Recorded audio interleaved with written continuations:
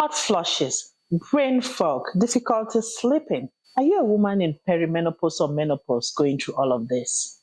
Throughout this month, we'll be talking about this. These are the things that I commonly hear in clinic, and I'll be here to help explain this to you.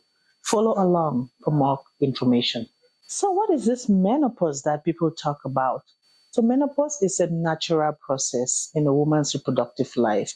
Every woman will go through this process, and it's the time when the menstrual period stops, meaning you can no longer get pregnant. And how do you get to the point of being called that you're in menopause? If when you've gone 12 months without a period, that's what menopause is. But the 12 months leading up to that time, that's when we call perimenopause. So the average age of menopause is about 51 years. Early menopause is before 45 years, and late menopause is around 55 years.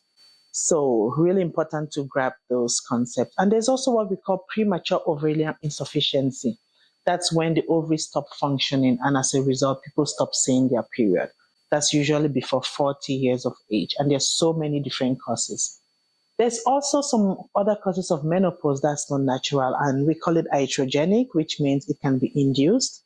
And that's when, for whatever reason, a woman's ovaries get taken out, a woman has cancer, and then they go through chemotherapy or they go through radiation therapy. And as a result of that, unfortunately, the ovaries stop functioning, and as a result, they can't produce the hormones. Okay, just furthermore about perimenopause, it's a time when the period starts getting, some women, the periods are longer, some women, they have more heavier period, and for some, and then sometimes they start having some of those symptoms.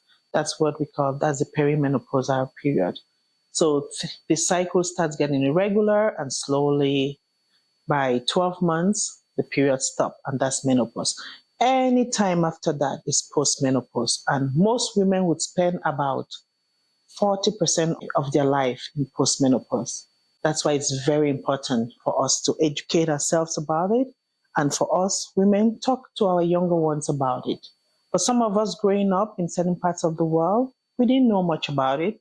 I'm here to shed some light about it. It's time for us to start talking about it so that we should all thrive together, not just survive during this period.